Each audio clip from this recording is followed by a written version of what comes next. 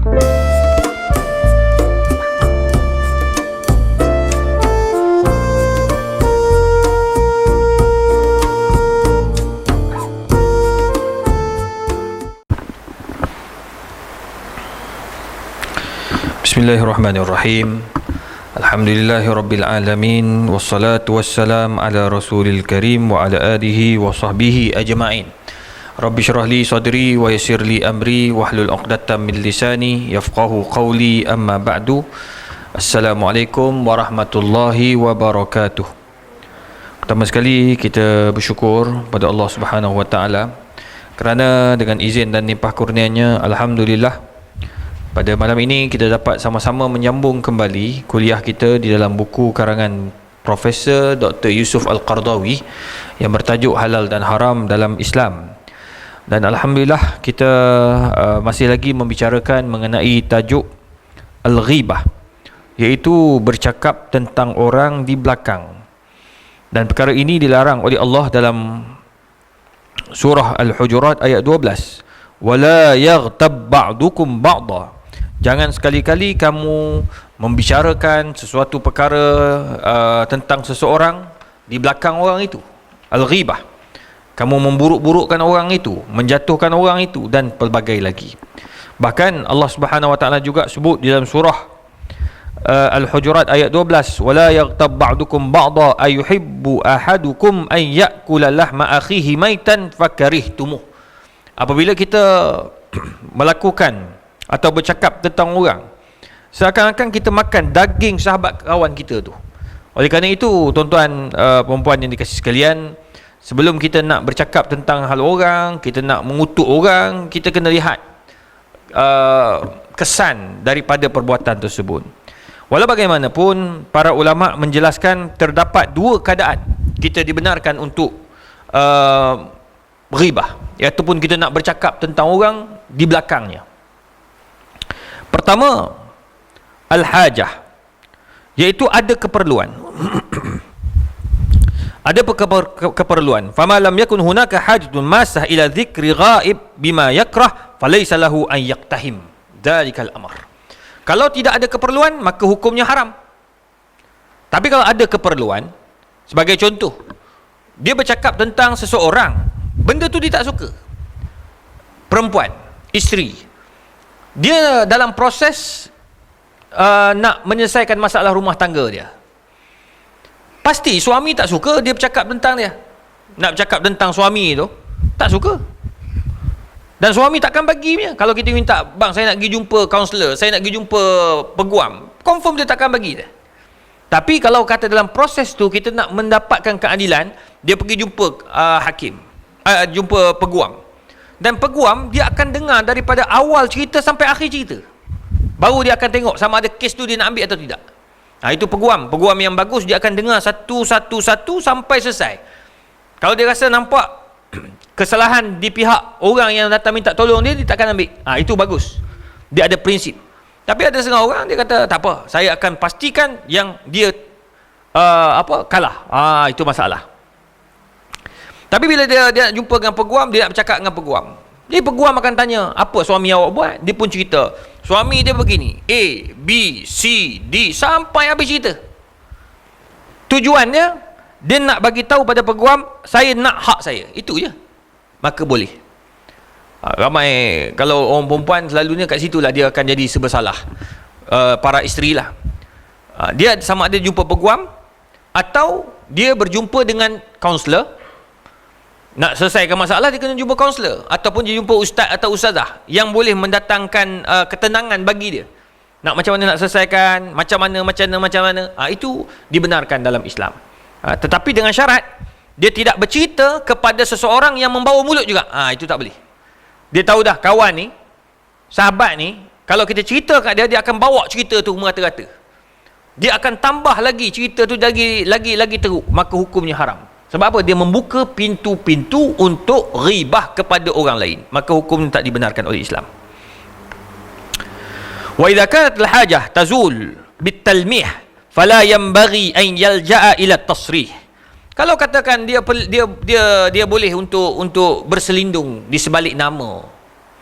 Contohlah, Kalau dekat pejabat dia ada kaunselor. Kalau kat kementerian dia ada kaunselor untuk kaki tangan. So macam saya dekat UKM, dia ada kaunselor untuk kaki tangan yang stres. Dia mungkin nak marah kat kawan ni, tapi dia tak boleh nak luahkan sebab tu bos dia. Jadi dia pergi jumpa kaunselor.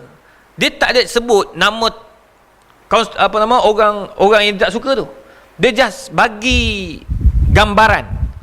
Ada bos saya, ada orang yang dekat dengan saya, orang yang sepangkat dengan saya, dia buat masalah gini-gini, macam mana nak selesai? Itu dibolehkan.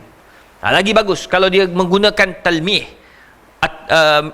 min ghairi tasrih. Dia menggunakan perkataan kiasan tetapi dia tidak menjelaskan secara zahir nama orang tersebut. Itu dibenarkan. Tapi sekarang ni tuan-tuan, dia dah tak ada, malu dah. Dia sebut terus lah nama orang tu. Itu tak berapa nak bagus lah tuan-tuan, bila kita sebut nama orang. Tapi kalau kita secara umum, pernah berlaku, ada berlaku kes macam ni, itu boleh untuk pengajaran.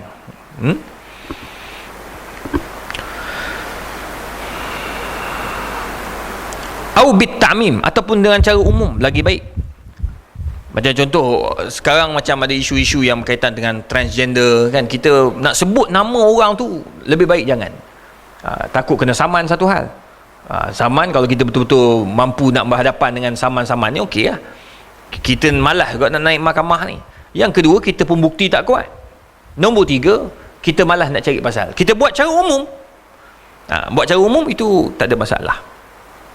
Macam saya pun tak setuju juga kalau contoh orang duk perjuangkan sangat nak jadi perempuan, lelaki nak jadi perempuan, orang mempertahankan arak sebagai contoh, ya, orang mempertahankan tempat judi sebagai contoh. Saya pun tak setuju. Ada orang disebut secara zahir nama-nama orang-orang tertentu walaupun orang tu ada jawatan. Lebih baik kita buat secara umum. Apakah pendirian kita secara umum, itu lebih selamat. Kita tidak memburukkan mana-mana pihak, tetapi kita nak bagi maklumat, nak bagi penjelasan bahawa benda itu tak baik. Okey, selesai masalah.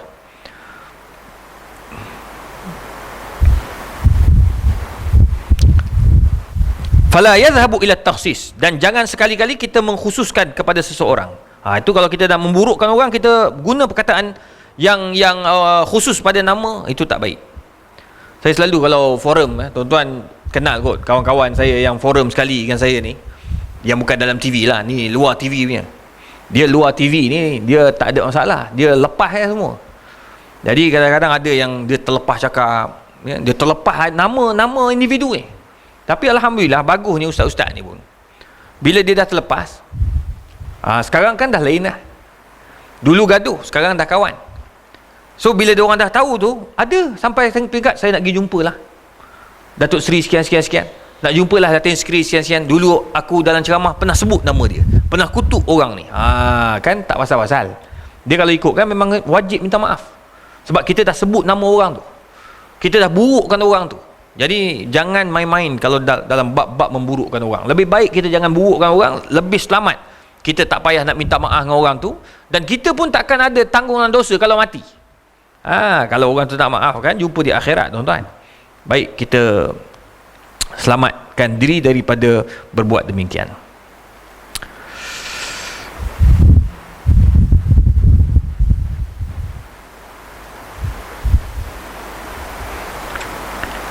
Sama juga macam orang bertanya hukum. Kadang-kadang orang tanya hukum, dia nak cakap kan, perasan tak tuan-tuan, kalau orang tanya hukum, dia tanya dekat dalam kuliah-kuliah kan kuliah saya banyak divideokan, banyak di YouTube kan. Walaupun bukan saya punya, tapi tak apalah, bagus benda tu disebarkan. Orang tanya, dia tanya apa? Dia kata, "Ustaz, ada kawan saya." Tengok dia guna perkataan kawan saya. Tak tahulah dia untuk dia ke untuk siapa, tapi dia kata untuk kawan dia. Kawan dia buat gini, apa hukum? Itu boleh. Itu dipanggil kinayah min ghairi tasrih. Dia tak sebut orang ni.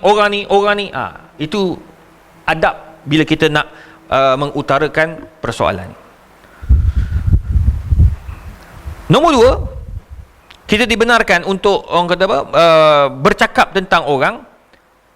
An-niyah wara' hadha kull wara' wan niyatu wara' kull hadhihi lil khair. Niatnya mesti betul. Kenapa dia bercakap tentang orang tu? Niat dia untuk memperbaiki. dia niat untuk memperbetulkan kesilapan, untuk memperbetulkan kesalahan, amar ma'ruf nahi mungkar, itu boleh. Boleh, tak ada masalah. Tak perlu dia sebut nama orang. Tapi dia nak perjelaskan. Macam contoh tadi on the way datang tadi, ada sahabat call daripada Pulau Pinang. Dia kata, ni ustaz, saya pening lah ustaz. Saya ni memang orang sibuk. Memang sibuk betul. Dia ni memang orang sibuk lah, orang businessman. Dia dapat satu klip video dari seorang hamba Allah yang mengatakan, alah, tak ada masalah, kita ni kalau sibuk, kita jamak je semua. Jadi saya pun cakap ke dia, saya kata gini, nak jamak-jamak ni dia, walaupun ada riwayat Nabi SAW, dia jamak tanpa bermusafir, tanpa hujan. Jadi kita boleh tak nak jamak bila rasa meeting hari ni panjang, kita pun jamak terus? Tak boleh. Kita kena ihtiyat, berhati-hati.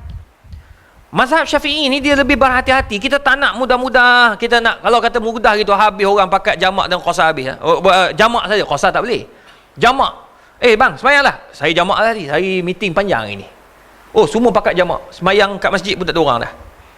Semua pakat jamak. Kadang-kadang tu imam pun sibuk. Mam, tak semayang ni? Jamak dah tadi. Sebab apa? Sebab ada mesyuarat. Kan? Dah tak boleh lah. Jadi dia mesti kena ada sebab yang betul-betul membawa kepada membenarkan kita jamak. Apa dia? Musafir? Atau kita tak boleh nak orang kata apa, dalam keadaan kita tak boleh nak lepaskan. Mana nak solat tu tak boleh. Kita tahu dah, kita ni kalau masuk bilik bedah, Zuhur tu kita mungkin keluar Isyak. Jadi ada pandangan ulama kata boleh jamak. Doktor yang macam ni buat pembedahan jantung ni, dia boleh jamak Zuhur, Asar. Maghrib, Isyak dia tak sembahyang, dia qada. Ini bagi yang mempunyai tugasan yang tak boleh nak dielakkan. Tapi kalau katakan dia boleh sembahyang pada waktu itu, maka dia sembahyang. Jangan mudah-mudah kita nak ambil jamak ni, tuan-tuan. Kadang-kadang orang ni semua dia nak jamak ni, letih kita. Jadi tapi dia tak sebut siapa. Saya pun tak sebut siapa. Jadi oleh yang demikian, kita ambil orang kata apa, jalan selamat. Jangan kita niat untuk memburuk-burukkan orang dengan menyebut nama-nama orang.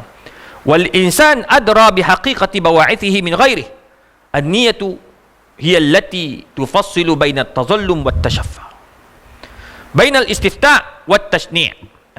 Jadi bila niat itu yang membezakan antara dia ni nak menzalimi orang, ataupun dia nak memburukkan orang, ataupun dia ada tujuan untuk memperbaiki keadaan. Jadi itu yang dipanggil ghibah, yang dibenarkan dalam Islam. Jadi pertama ada keperluan, yang kedua niat yang betul. Bukan ada niat untuk memburuk-buruk dan menjatuhkan mana-mana pihak. La haula wala quwwata illa billah. Seterusnya yang diharamkan juga apabila kita berurusan dengan manusia, an-namimah. An-namimah ini dia hampir sama dengan ghibah. Bijiwariha khaslatun taqtarinu biha harmuha al-Islam kadzalika ashaddul hurmah. Tilka hiya an-namimah, hiya naql ma yasma'uhu al-insan an syakhsin ila dzalika syakhs ala wajhin yuqi'u bainan nas. Dia membawa cerita orang. Contoh saya dengar daripada nama apa? Aziz. Berapa kali saya nama awak? Banyak kali dah kali. Aziz. Bawa pakai tak perasan saya. Saya nampak Aziz ni. Aziz ni nampak perangai tak elok gini. Saya pun bawa cerita tu, bercerita pula kat Haji. Saya nak bagi tahu Aziz ni dia kentut kuat. Saya cerita kat Haji, Aziz ni teruk betul. Dia bukan saja kentut kuat, dia berak lagi. Dia menambah untuk menjatuhkan maruah Aziz. Itu hukumnya haram juga. Sebab la yadkhulul jannata an-namamu. Orang yang melakukan pemburukan ke atas orang lain ni, menjatuhkan maruah orang lain, dia tidak akan masuk syurga sehingga dia minta maaf. Tu kena berhati-hati, tuan-tuan. Sekarang ni dalam Instagram, Facebook ni cepat sangat kita nak menjatuhkan orang. Tambah zaman-zaman sekarang, tuan-tuan, kena berhati-hati. Jangan cepat sangat kita nak kutuk orang. Elakkan, ya, tuan-tuan. Sekarang ni semua isu tengah panas. Isu air, mana dah ada selesai lah. Isu air kan, Selangor. Sebenarnya isu air ni kalau kita banyak berjalan ke semua negeri ada masalah air. Dah. Rumah ayah saya di Kelantan. Mertua saya di Kelantan. Saya orang Selangor. Tapi keluarga duduk di Kelantan. Sebab ayah dulu dia kerja kerajaan, dia buat rumah kat Kelantan. Air masalah juga. Boring. Tak ada pakai tu memang tak boleh. Dia memang kena boring. Kalau tak, air takkan ada. Susah. Ke Selangor jadi juga. Di Johor ada juga, di Melaka ada juga. Setiap negeri dia akan ada masalah. Jadi oleh sebab itu jangan kita nak mengutuk mana-mana pihak. Kita kena fikir macam mana nak selesaikan. Itu je. Kerajaan negeri cari jalan selesaikan masalah. Tak payah nak kutuk mana-mana pihak lah. Kalau kutuk pun tak selesai juga masalah. Takut tambah dosa lagi. Baik.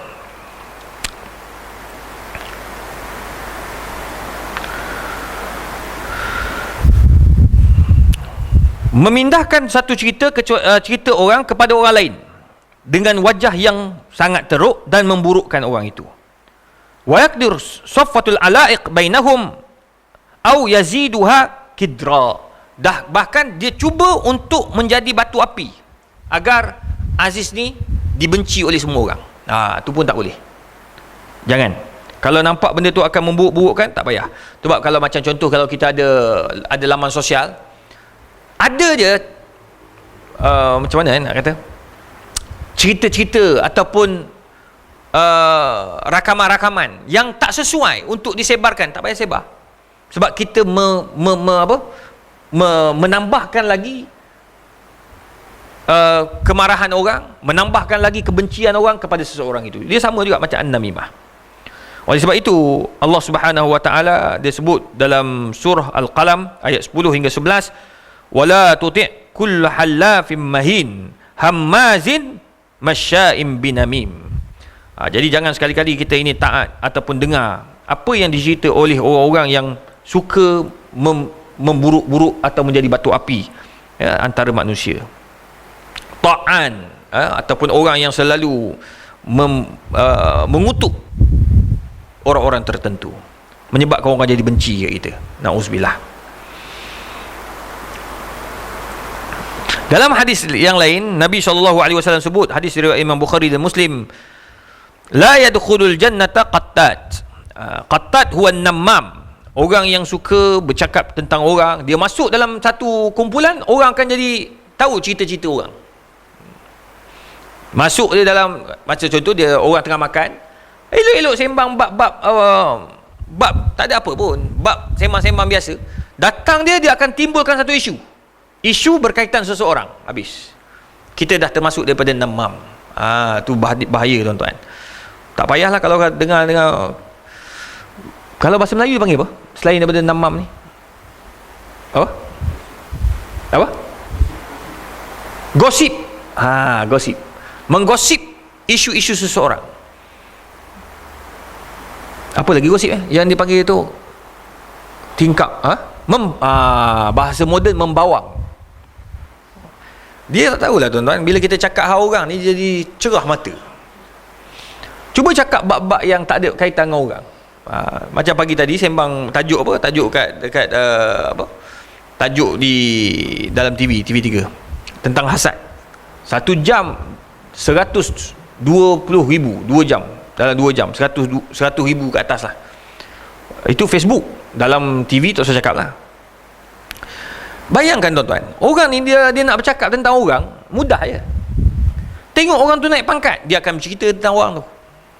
Macam mana kita dia sakit kepala tu. Tengah makan tengah hari, sembang tentang kenaikan pangkat seseorang. Tu je. Kenapa dia naik pangkat? Cerita yang panas juga, kawan kahwin seorang lagi. Tu pening kepala. Macam mana dia boleh kahwin seorang lagi? Tak faham akulah. Dia buka cerita je. Kawan-kawan ni, itulah aku pun tak faham juga. Muka dia gelap. Dia masuk ke gelap pula. Sama juga, aku pun tak apa-apa nak faham. Bukan saja gelap, gigi jongang sebelah. Dah dia mula dah mengutuk dan menghina kawan tadi. Dia buka cerita ya. Buka macam mana kawan tu boleh kahwin seorang lagi. Dia ni pula tengok. Lah kali habis keaiban orang tu buka. Habis, hukumnya haram. Semua yang ada dalam tu wajib minta maaf dengan orang. Dengan tuan punya badan. Tapi berapa ramai yang minta maaf?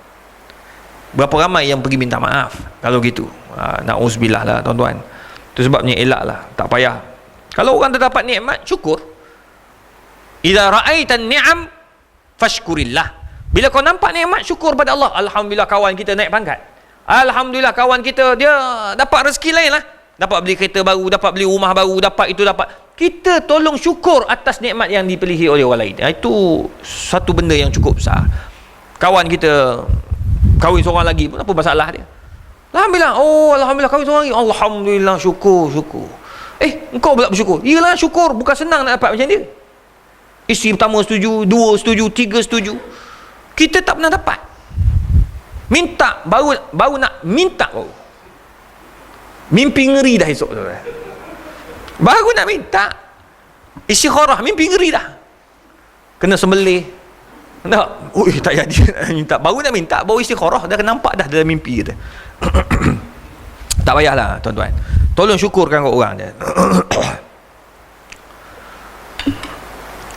La haula wala quwwata illa billah. Risau hari ni tuan-tuan. Saya jadi bila tengok hari ni punya kes 100 COVID positif jadi susah hati tuan-tuan. Sabah ni macam mana nak pergi hari raya ni?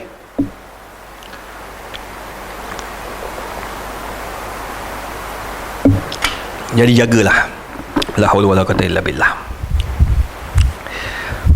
Tuan-tuan dan puan yang dikasihi sekalian, dalam satu riwayat yang lain, an-namam huwa alladhi yakunu ma'a jama'atin yatahaddatsuna hadisan yukrih sahibahu wal qattat huwa alladhi yatasamma' alaihim wa hum la ya'lamun thumma yabda' bin namimah.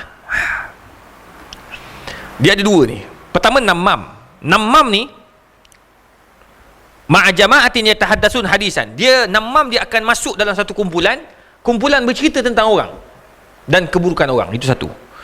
Qattat satu kumpulan lain pula, yatasamma alaihim. Dia cuba memperdengarkan kepada orang bahawa orang tu buat benda-benda yang tak elok. Dia yang memulakan cerita. Ini pun dilaknat oleh Allah Subhanahu Wa Taala. Sebab apa kesan dia? Sebab Nabi SAW sebut dalam satu hadis yang diriwayatkan Imam Ahmad, syiraru ibadillah al-musya'un bin namimah al-mufarriqun bainal ahibbah wal baghun lil barra' al-aid. Kenapa diharamkan namimah ni? Namimah diharamkan kerana dia mufarriqun bainal ahibbah. Dia akan memisahkan antara dua kekasih. Dua sahabat baik berpisah. Ini disebabkan itulah kita dilarang oleh Allah Subhanahu Wa Taala. Saya pernah kena ni tuan-tuan, saya alhamdulillah Allah ni jaga kita dapat tengok kesan dia bila Allah jaga. Saya pertama sekali saya ni di perangai saya tak suka dengar cerita hal orang. Tak kira hatta dalam ceramah pun saya takkan cerita hal orang dan saya takkan buka aib orang. Lepas tu kalau ada tim ataupun ahli panel yang bercakap itu, saya akan tegur lepas tu. Saya kata jangan, kalau dengan saya jangan sebut gini, dengan saya jangan sebut gini. Dia orang faham. Sehingga suatu hari ada seorang hamba Allah ni, dia pembesar negara. Satu hari tu saya jumpa dia banyak kali. Saya jumpa dia quit dekat airport dalam lounge. Saya tegur dia macam tak mau tegur tau. Jarang orang tak mau tegur saya ni. Selalu nak bergambar, bersembang, happy sebab jumpa ni. Tak mau tegur dia. Dia dengan sahabat dia lah, adik dia. Lepas tu jumpa pula dekat mana? Dekat Jordan. Pun sama dekat airport. Kali ketiga jumpa dekat launch Arab Saudi. Kita orang sama-sama transit. Saya daripada mana entah transit ke Arab Saudi, berhenti dekat masuk airport dia, dekat launch. Dia pun daripada UK transit kat launch tu. Sama juga, dia tak mau cakap dengan saya. Saya pelik, padahal dia ni sebelum ni baik dengan saya. Okey lah, tak apa. Lepas tu suatu hari ada seorang hamba Allah ni, kawan kepada sahabat ni lah. Dia kata, mu ada cakap tentang kawan ni gini-gini ya? Saya kata, mana saya tahu? Saya tak tahu pun dia buat benda tu. Dan saya tak pernah tahu pun yang dia ada benda tu. Ni tak mau cerita apa benda yang dia ada. Saya tak pernah cerita hal dia dan saya tak tahu pun dia ada benda tu, dan macam mana saya boleh ni awak cerita baru saya tahu ni. Dia kata maknanya ada orang sudah menjadi orang pembatu api. Namam. Dia sebut ada nama seorang hamba Allah ni. Jadi dia pun kata gini, aku nak jumpa kamu dengan dia. Jumpalah kat Bandar Baru Bangi. Dekat satu restoran tu tutup. Jadi dia datang. Saya datang tu, dia datang. Dia tu duduk depan saya ni. Dia datang dengan isteri duduk satu meja lain. Dia datang duduk depan saya. Ni, saya nak tanya you ni. Why you cakap tentang I kat gini? Saya kata pertama Datuk Seri, saya tak tahu pun tentang you ada benda tu. Satu. Nombor dua, ni baru saya tahu. Nombor tiga, macam mana Datuk Seri boleh ambil tanpa tanya saya betul ke saya yang cakap? Dia pun terdiam. Dia pun tunjuk WhatsApp, panjang WhatsApp, rupanya daripada seorang hamba Allah bercerita tentang saya kepada orang tu. Tengok kesan kita tak ada apa-apa, yang baik-baik ni elok-elok jadi bergaduh tak pasal-pasal kerana penceritaan yang tak betul. Dia panggil namimah. Bahaya. Dia memisahkan antara dua sahabat. Alhamdulillah, dia terus peluk saya, minta maaf. Dia kata aku silap. Dia kata 3 kali aku jumpa kau, aku tak boleh nak tengok, aku tak tumbuk pasal muka. Tapi aku tahu kau ada silap, aku tak berani nak tumbuk. Sampai peringkat dia kata, aku fikir kalau nak, geram betul nak tumbuk pasal tu. Jumpa kat Arab Saudi nak tumbuk, jumpa kat Kuwait nak jumpa, nak tumbuk. Geram betul dia kata. Tapi dia kata Allah tu sayang, aku boleh bercerita pula pada sahabat saya yang jadi orang tengah untuk rapatkan balik ni. Bincang. Tu sebab Allah kata wasyawirhum fil amr. Kita ni kalau dengar cerita-cerita yang tak betul, panggil bincang. Tu Allah bagi tahu wasyawirhum fil amr. Dalam keluarga, dalam rumah tangga, dalam adik-beradik, kan kena bincang. Mak mentua, ayah mentua dengar cerita, betul ke menantu ni cerita buruk kan kita? Kena panggil, betul ke kau cakap gini? Tak ada. Kadang-kadang ada orang yang menokok tambah, menyebabkan kita buat benda yang dibenci. Akhirnya kita jadi bergaduh dengan mak mertua, bergaduh dengan sahabat dan sebagainya. Itu sebab bahayanya, kata Nabi SAW, syiraru ibadillah al-musya'un bin namimah, yang membawa-bawa cerita, al-mufarriqun bainal ahibbah, dan menyebabkan kasih sayang itu porak-peranda antara dua orang yang bersahabat. Na'udzubillah.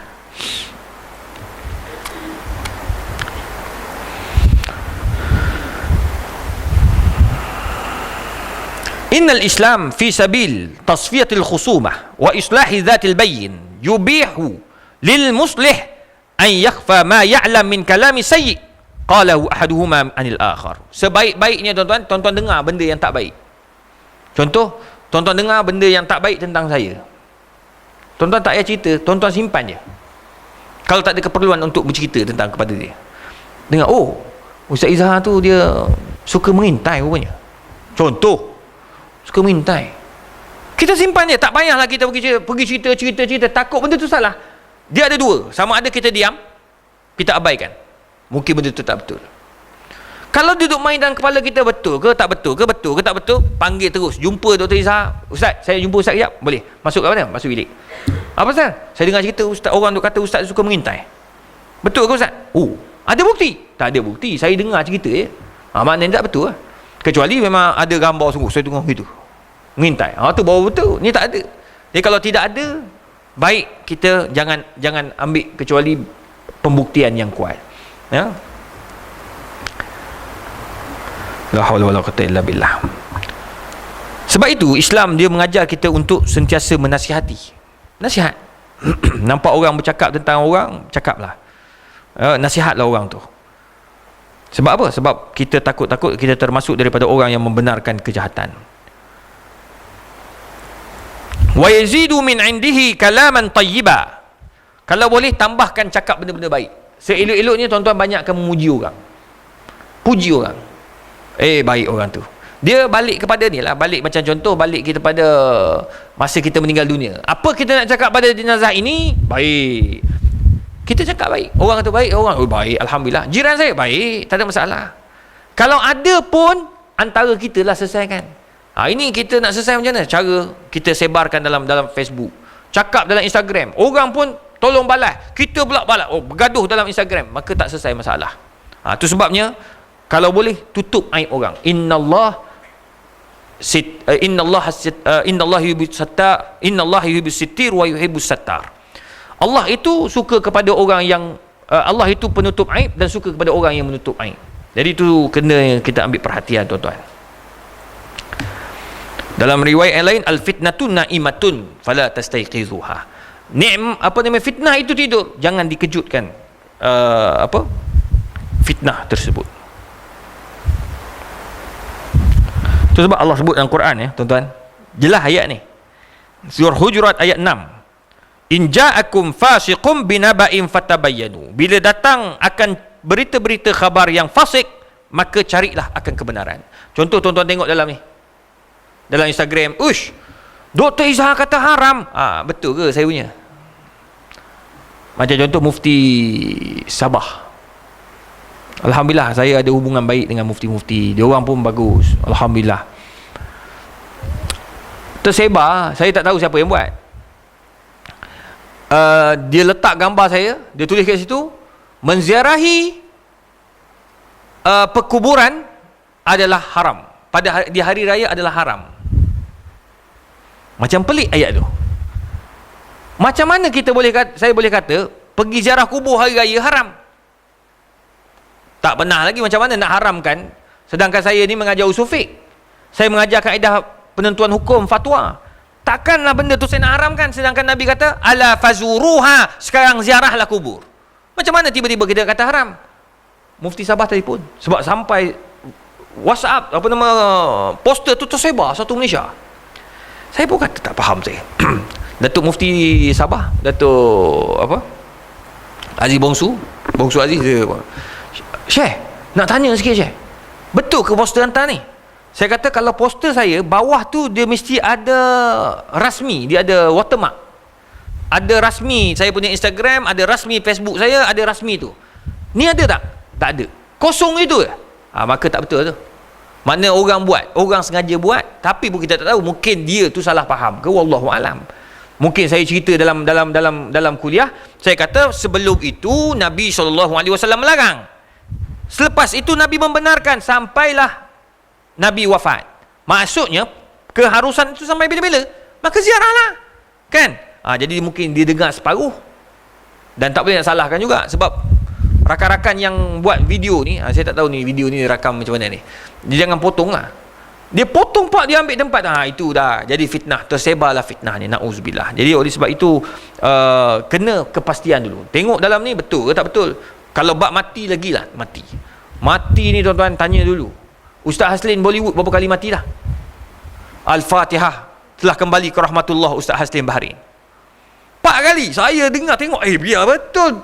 Rasa pagi tadi bawa sembang, mati mengejut orang tu ni. Telefon, halo, tengok dia jawab, halo,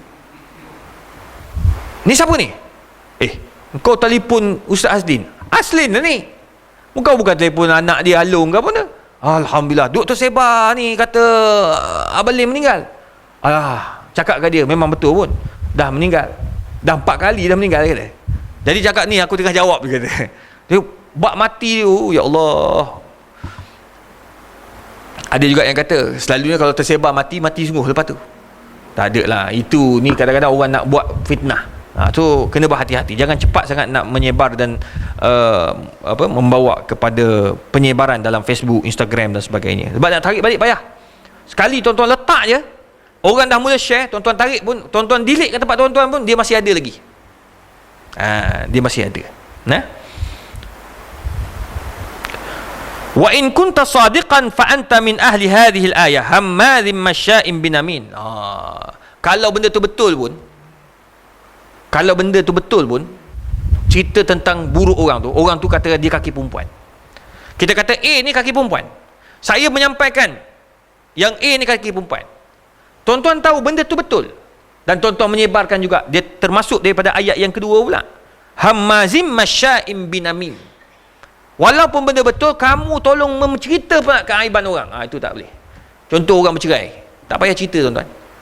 Saya tak berapa setuju bila kita cerita tentang orang dah bercerai. Kenapa dia bercerai? Apa sebab dia bercerai? Tak payah tahu. Kalau dapat tahu pun dia mengaku, saya dah bercerai, dah cukup, selesai masalah. Ada orang dia tanya, cerai? Kenapa? Sudah. Kenapa tu yang tak tahan tu. Orang tu garu kepala. Kadang-kadang ada pula yang suka orang, ada setengah orang tu dia suka cakap. Ni masuk yang ayat kedua tu, masya'im binamim. Hammazim masya'im binamim. Dia satu kumpulan ni yang ada orang dia memang betul cerai. Bila orang tanya, kenapa cerai? Dia pun bagi tahu, isteri dia ni teruk. Ataupun dia cerita, suami aku ni memang teruk, kaki perempuan gini-gini. Dia membuka aib suami dia. Itu pun tak dibenarkan dalam Islam. Walaupun benda tu betul. Sebab orang yang dengar ni dia akan bawa pula cerita. Timah dah cerai dah. Kenapa? Suami dia kaki perempuan. Habis dia bawa. Jadi oleh sebab itu tak payah tanya benda yang tak perlu. Kita ni orang Melayu ni terlalu banyak tanya benda yang tak perlu. Dalam kuliah suruh tanya bab fiqh tak tanya. Tapi kalau tanya bab masalah orang, sibuk. Kenapa artis tu kahwin? Ni kan baru ni Mira Filzah kahwin kan? Bagus, kita gembira dengan ada pula dalam WhatsApp group. Kita tengok berapa lama lagi dia akan bercerai. La ilaha illallah. Ada juga orang macam ni. Saya kata, ya Allah, ni dalam grup-grup ada setengah-setengah grup kan. Saya terus tulis, mendoakan keburukan kepada orang lain hukumnya haram. Terus dia jawab, Astaghfirullahalazim, 3-4 kali astagfirullah. Okeylah kan. Dia lupa ada ustaz dalam tu. Tapi nak bagi tahu tuan-tuan, ada orang yang negatif. Tolonglah, tak payah negatif sangat. Fikir yang baik-baik je. Orang tu dia kata kalau kita pergi majlis kahwin kan, majlis kahwin, duduk dalam satu meja. Ni macam-macam kita akan sembang ni. Meja ni tak tahu siapa ada kat situ. Sembang, duduk. Datang berdua? Dua. Anak mana? Belum ada. Ya Allah, orang mula kahwin. Dia dah mula tu. Orang dah mula muka dah biru dah. Tak payah tanya. Kalau dah tengok orang tak ada anak, dah suruh diam. Tutup. Ubah cerita terus. Saya kalau dengar saya akan cerita, ubah cerita lain lah. Kerja kat mana? Gitu. Lepas tu kan dia tanya kita balik. Berapa orang nak? 2 orang. Alhamdulillah. Sepasang, suami isteri. Suami isteri. Lelaki perempuan. Alhamdulillah. Kalau orang yang tahu faham senang. Ada orang dia tanya direct. Saya baru ni kena lagi. Berapa kali kena saya ni? Berapa orang ni anak ustaz? Alhamdulillah 2 orang. Sebab anak dah besar kan. Seorang ambil SPM, seorang di tingkatan 3. Tak nak ikut dah sekarang. Semua duduk rumah masing-masing lah. Lepas tu anak tak ikut? Tak. Berapa orang anak ustaz? 2 orang. 2 orang je? Tu kita rasa macam Allah, 2 orang je? Hak dulu lagi teruk. You are very slow. Very slow dia kata aku. La ilaha illallah. Kau nak laju macam mana lagi? Kau ingat express ke apa dia? Tak boleh lah macam tu. Jadi bila dia cakap macam kita, dia macam tak sedap tau, tak happy. Ingat senang ke? Anak ni bukan kita boleh beli. Kalau boleh beli, saya pergi beli dah kat pavilion tu. Pilih 2-3 orang kan, bawa balik. Tak boleh beli. Atas rezeki. Baru ni dapat. Ingatkanlah apa? Go. Ni esok pergi cek doktor. Nak buat macam mana? Rezeki. Kan? Gugur tu sebab rumah tak tahu dia mengandung. Saya pun tak tahu bila berlaku benda tu. Jadi benda orang kata pun payah nak cerita lah tuan-tuan. Jadi nak gugur dah, diam. Sedih lah, memang sedih lah. Okay? Tapi tak apalah, Allah Ta'ala tu maha kaya. Jadi jangan kita duduk korek-korek. Dia menyebabkan orang sakit hati. Tambah zaman-zaman sekarang ada yang tak kahwin. Kita tanya, kenapa tak kahwin lagi? Tu masalah tu. Kita pun pakai ni adalah masalah ni. Perangai pun tak berapa elok tu. Dah mula dah. Dah mula dah. Macam mana nak kahwin? Maknya perangai mulut, ya Allah, kalah longkang. Bapa dia, Masya Allah, siapa nak menantukan orang macam tu? Nak memertuakan orang macam tu? Tak habis. Kita akan membukakan iban orang. So berhati-hati tuan-tuan bila kita bercakap tentang orang. Walaupun tak betul, jangan. Kalau kita tak betul, benda tu jadi fitnah. Ya, kalau benda tu betul, kita termasuk daripada namam yang menyebarkan keburukan dan keaiban orang lain. Na'udzubillah min zalik. Jadi tuan-tuan dan puan, semoga Allah Ta'ala merahmati kita. Dan itu antara benda yang kita kena ambil perhatian lah. Namimah ni benda yang berlaku banyak dalam masyarakat kita. So kita kena berhati-hati. Kalau benda tu betul pun, kita dengar, kalau boleh sekejap cabut. Ataupun dengar, dah tutup, jangan cerita lagi, ataupun jangan buka lagi benda tu. InsyaAllah pada pertemuan yang akan datang, kuliah akan datang, kita akan bincang hurmatul a'rad. Sekarang ni kita membuka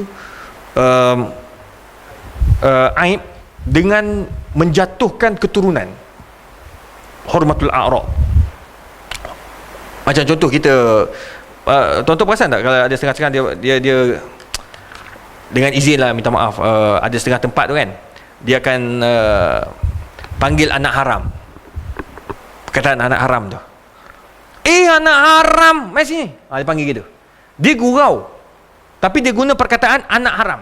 Tak boleh. Dah boleh kena qazaf. Dalam hukum tu dah boleh kena qazaf. Sebab apa? Sebab dia menuduh anak tu, orang yang dipanggil tu, anak kepada dua orang penzina. Maksud dia tu anak haram hasil daripada zina. Dia menuduh mak bapak budak tu berzina, sedangkan orang tu lahir sah taraf. Itu bahaya. Tu perkataan-perkataan yang kita nak guna, jangan sampai kita menjatuhkan mana-mana pihak. Kalau tidak, kita tergolong daripada orang yang membuka keaiban dan menjatuhkan malunya keluarga. Tu nanti kita akan bincang pada pertemuan yang akan datang, insya-Allah. Tambah-tambah sekarang ni anak luar nikah pun ramai. Bila anak luar nikah ramai, kalau kita dapat tahu anak tu memang betul daripada luar nikah, apa yang perlu kita buat, apa yang perlu kita lakukan, insya-Allah kita bincang pada pertemuan yang akan datang. Baik, saya nak buka soalan. Kalau ada soalan, silakan. Ya, saya. Laknat.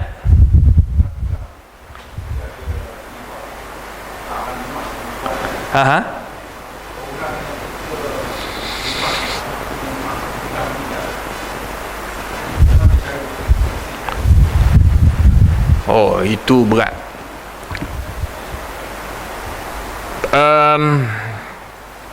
Kita pernah namimah, pernah memburuk-burukkan seseorang, bawa cerita tentang seseorang, dan kita tak minta maaf dengan orang tu. Tiba-tiba bila kita sedar, kita belajar, kita tahu benda tu salah, kita nak minta maaf, orang tu dah meninggal dunia. Apa yang perlu kita lakukan? Ada dua pandangan dekat sini.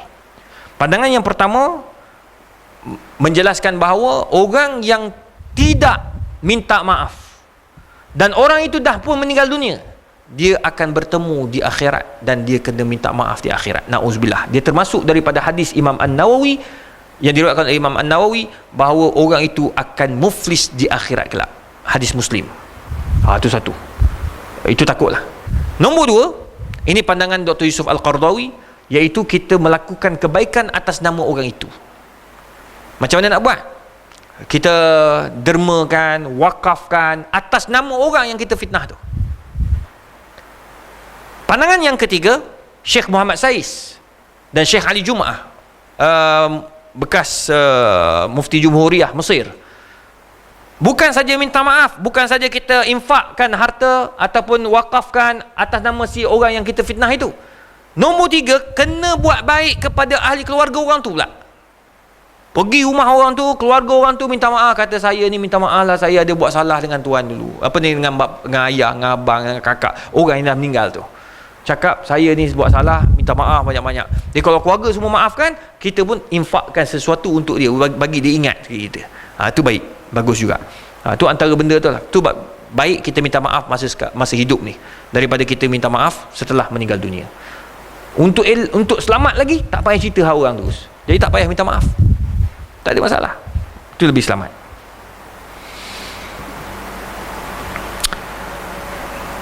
Assalamualaikum Ustaz. Saya ingin bertanya. Saya dulu tidak bertudung. Sekarang sudah bertudung. Gambar-gambar saya banyak dalam Google, tapi tak bertudung. Sekarang dah bertudung. Macam mana ni Ustaz? Saya tak reti nak buang gambar dalam Google. Saya dah buang dalam Facebook, dalam Instagram, tapi masih ada dalam Google. Adakah saya berdosa lagi? La yukallifullahu nafsan illa wus'aha. Ini orang-orang lama. Orang-orang lama, orang-orang yang dulu tak bertudung, sekarang dah bertudung. Dia akan ada dalam Google. Saya pun tak tahu Google ni mana dapat, mungkin upload ke, wallahualam. Saya pun tak tahu. Saya tengok gambar saya masa zaman kecil ada. Saya pula dapat kat situ. Siapa yang letak tak tahu. Kadang-kadang kawan-kawan arwah ayah dulu kan, dia ada gambar saya kan. So dia sukalah dia. Gambar penceramah terkenal, dia kenal masa kecil lagi. Dia pun letak dalam Facebook, dia lekat masuk dalam Instagram. Jadi saya pun terkejut.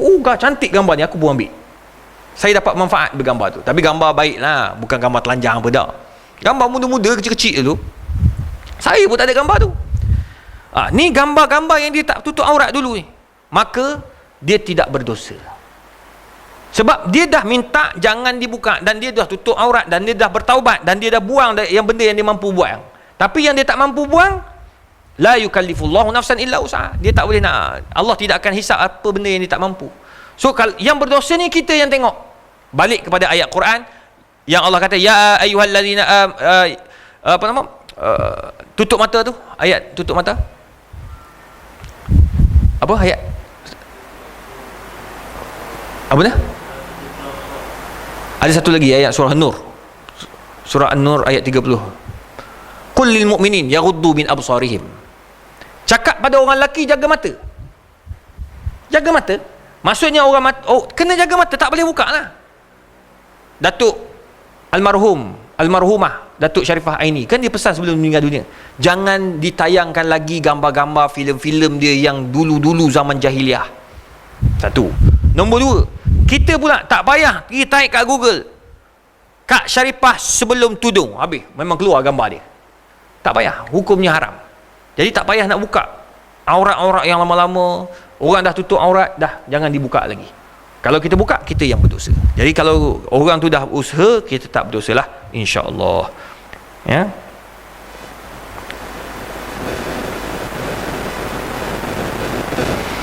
Assalamualaikum Ustaz. Bolehkah kita makan makanan orang Cina sembahyang?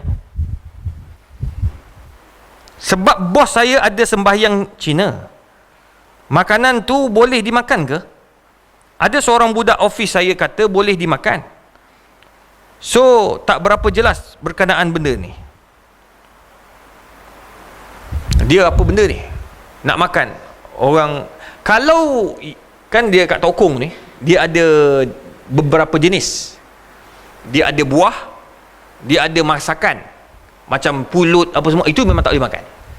Kalau buah tidak ada masalah, sebab benda tu bukan sembelih, bukan masak, dia hanya letak saja. Bila kita tanya tuan dia kalau ambil makan-makan pun berdosa sebab kita mencuri. Yang tak faham ni kenapa kau nak makan juga tu? Kecuali tuan kedai kata, you makan lah. Macam ada dekat Bangi, dia kedai kereta, kedai buat tinted kereta. Lawak juga orang tua ni. Jadi masa saya tengah menunggu tu, ada budak, dia dalam dekat tinted kereta, dekat dalam kedai dia tu, belakang tu dia ada tempat penyembahan dia. Tokong dia tu orang Buddha. Jadi ada buah apa? Buah limau. Banyak buah limau. Segar pula tu, besar-besar buah limau. Saya tak adalah makan. Kebetulan ada satu family datang buat tinted kereta dia. Dia tunggu juga. Budak ni lari, nak limau. Mak dia kata, tak payah, itu orang punya, jangan, orang punya, itu Cina punya. Cina ni pun dengar, Cina pun pergi ambil dua biji, dia bagi, nah, makan. Sebab salah lemak dia ni, ambil, dia tengok saya, Ustaz boleh ke tak? Saya kata sekarang ni orang token ni dah bagi, ambil je lah. Sebab benda tu bukannya masak, dia hanya buah, boleh makan, tak ada masalah. Lagipun kalau tak makan pun dia akan makan ataupun dia akan buang. Tapi dia tak akan buang lah, dia makan juga. Dia letak kat situ je sebagai apa? Dia punya adat dia lah. Dia punya cara dia nak sembahyang dia kan. Jadi kita boleh makan. Tapi kalau ayam, daging, jenis bermasak tidak boleh makan. Itu tak dibenarkan makan. Telur tak boleh. Tu kita tak tahu dia basuh ke tidak, dia masak macam mana, kita pun tak tahu. Itu tak dibenarkan makan. Saya tengok ada kes dekat ni, geng-geng JAKIM lah. Orang JAKIM, orang Jabatan Agama Islam dekat apa? Dekat Melaka. Melaka ni dia ada satu kawasan apa tu? Nama dia? Sungai apa? Sungai yang orang buat khurafat banyak situ. Siapa orang Melaka ni? Saya mak Melaka tapi tak berapa nak faham sangat kawasan Melaka ni. Sungai besar Pulau besar ni, geng-geng JAKIM terpaksa duduk kat situ. Termasuk Datuk Mufti dia duduk kat situ. Dia sebelum dia jadi mufti duduk kat situ, Datuk Alim. Dia kata, ya Allah, yang pergi hantar makanan-makanan ni orang Melayu, orang Islam. Duk hantar nasi biryani. Nasi biryani tutup dengan polisterin tu. Letak. Apa dia buat? Dia buatlah penyembahan dia, belah. Dia tinggal nasi biryani panas-panas tu kan. Yang makan siapa? Ustaz-ustaz ni. Dia ambil buka makan. Tapi dia tahulah benda ni dah ambil beli kat mana, sebab dia orang jaga kawasan tu. Dia tahu kedai nasi biryani ni kawasan kedai mana. Kedai orang Islam. Cuma dia orang ni beli, dia macam nak bagi pada jin makan. Padahal jin tak makan nasi biryani. Bila pula jin makan nasi biryani? Jadi sampai peringkat tu, dia orang kata, maka ya Allah, dia kata kadang-kadang sedih tengok orang-orang Islam kita buat benda tu. Orang Buddha tu tak apalah, bukan orang Islam ni, orang Islam terpaksa JAKIM, orang jabatan agama letak ustaz-ustaz jaga kat situ untuk halang amar ma'ruf nahi mungkar. Allah, pelik-pelik orang kita ni tuan. Ada yang dapat tangkap tu, kenapa bawa datang makanan ni? Oh, dia kata ni nak bagi pada jin ni sebab saya tengah minta projek dekat Putrajaya. Harap-harap lepas lah. Ini tak tahu pakai kontrak direct nego ke benda kan. Tapi nak bagi tahu minta projek kat Putrajaya, tapi hantar makanan dekat pulau apa pula ni? Pulau besar. Aduh. Semua tu kadang-kadang benda yang dilaknat dan dilarang oleh Allah Subhanahu Wa Taala. Nauzubillah.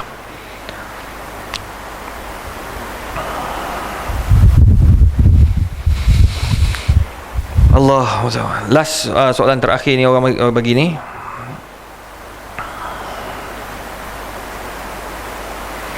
Assalamualaikum Ustaz.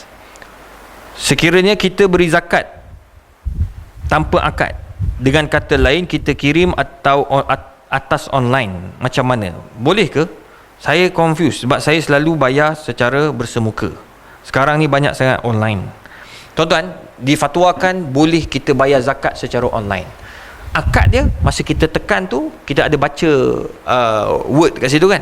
Kita bayar zakat untuk mewakilkan zakat kita kepada pusat zakat sekian. Itu sudah dikira akad dan diterima. Yang kena zahirkan ni adalah dengan zakat fitrah. Zakat fitrah ni sepatutnya zahir, tapi disebabkan COVID baru ni semua pakai online. Tu tak ada masalah. Yang penting kita baca yang dia punya word dekat situ. So tidak ada masalah, zakat kita diterima insya-Allah. Yang penting kita bayar pada orang yang sepatutnya. Wallahu alam. Baik, ada soalan? Ya. Tentang zakat tadi. Panas atau zakat pendapatan. Ada tempoh masa tak untuk kita bayar? Adakah tempoh masa setahun? Semua zakat, dia zakat bila wajib, bila cukup setahun, selepas tu wajib bayar. Bila wajib bayar? Alal faur. Kita wajib bayar masa tu juga. Bila tahu terus bayar, sebab takut kita mati tak sempat bayar. Kalau tak sempat bayar, yang akan bayar melalui faraid. Jadi alal faur. Dia ada tempoh tak? Tak ada tempoh. Ada orang kata tunggu nak dapat duit cash dulu, tunggu gini-gini, tak ada masalah. Dia boleh tunggu sampai berapa lama pun. Tapi dia akan terikat dengan hutang zakat. Dalam mazhab Syafi'i, kalau dia tak bayar dalam tempoh dia berhutang tu, dia tak bayar, kemudian dia meninggal dunia, maka dia berhutang dengan orang fakir miskin kalau tak dibayar melalui duit faraid. Kita khuatir masa kita bayar, masa kita mati, masa faraid nak dibahagi-bahagikan, orang tak tahu yang kita ada hutang zakat. Tu bahaya. Kecuali orang tu tulis. Tu kena ambil perhatian dalam bab-bab zakat ni. Mazhab Syafi'i sangat tegas. Salah bayar zakat, dia akan jadi hutang. Zakat yang kita bayar tu salah, kita bagi pada orang yang tak betul, dia akan anggap sedekah ammah, sedekah umum. Maka apa yang kita kena buat? Kita kena bayar. Jadi 2 kali bayar. Yang pertama sedekah umum, yang kedua baru jadi zakat. Kena bayar pada tempat yang betul. Macam tuan-tuan bayar dengan lembaga pusat zakat wilayah persekutuan. Kalau saya Selangor, lembaga zakat Selangor. So kita bayar macam tu lebih selamat. So dia orang yang akan cari. Ada orang kata, ustaz saya tak berapa yakin dengan pusat zakat ni. Habis kau nak yakin siapa? Tak, kita bagi, kita dah lepas dah tanggungjawab kita. Selesai. Jadi jangan kita duk was-was sangat. Kalau was-was tak selesai masalah. Kita bagi sendiri pun tetap akan ada masalah juga. Tidak bilang orang tu tak sampai fakir atau miskin. Wallahu alam. Cukup sekadar tu. InsyaAllah kita sambung pada bulan hadapan. Apa yang baik daripada Allah Subhanahu Taala, yang kurang daripada saya sendiri. Dan saya mohon kepada semua tuan-tuan, tolonglah terus jaga SOP. Risau dah ni. Hari ni sampai 3 angka dah. Tan Sri Kementerian Kesihatan pun dah mula bising kan. Dah sampai minta berhati-hati, jaga SOP betul-betul. Bahkan salam gini pun tak boleh pula. Kan yang salam macam ni orang dalam parlimen, kan penentu hukum kat dalam tu, dia salam, kita pun ikut juga. Sekarang ni macam ni pun dah tak boleh. Jadi kita cubalah, bukan apa, sebab dah mula tersebar. Harap-harap yang di Kedah dengan Sabah itu dapat dikawal lah. Kalau saya punya pandangan, sekarang ni orang luar tak boleh masuk Kedah, Kedah tak boleh keluar, itu lebih selamat. Orang Sabah tak boleh keluar. Ini Sabah ni ramai menteri kat sana ni, ya, orang politik semua kat sana, semua pakat duk menyokong duk tengah nak kempen. Harap berhati-hatilah, takut nanti kan tak sempat pilihan raya mati semua YB tu kena COVID. Jadi kena hati-hatilah. Nah, sebab ni bukan main-main ni. COVID ni dia tak kenal siapa. Dia tak kenal kau ustaz ke, kau menteri ke, perdana menteri ke, sultan ke, semua dia akan kena. Tu kena ambil perhatian. InsyaAllah tuan-tuan terus berdoa lah. Berdoa dan berhati-hati. Jaga kebersihan, ya, sanitizer, apa lagi, buatlah apa yang sepatutnya. Ni sejadah jangan lupa bawa je. Kalau negeri Selangor sampai sekarang masih lagi kena bawa sejadah. Di wilayah tak tahu, katanya dah dibenarkan tanpa sejadah. Masih lagi? Masih lagi. Di wilayah pun masih lagi. So baguslah, bawa je lah tuan-tuan, bukan berat pun. Yang orang bagi masuk umrah tu lambat-lambat kat rumah kan, masa ni nak guna. Jadi insyaAllah tuan-tuan, semoga Allah permudahkan segala-galanya, insyaAllah. A'udzubillahi minasyaitanirrajim. Bismillahirrahmanirrahim. Alhamdulillahirabbil alamin, wassalatu wassalamu ala Rasulillah wa ala alihi wasahbihi ajmain. Allahumma faqihna fid din wa 'allimna at-ta'wil. Wa sallallahu ala sayyidina Muhammadin wa ala alihi wasahbihi wasallam. Taqabbalallahu minna wa minkum.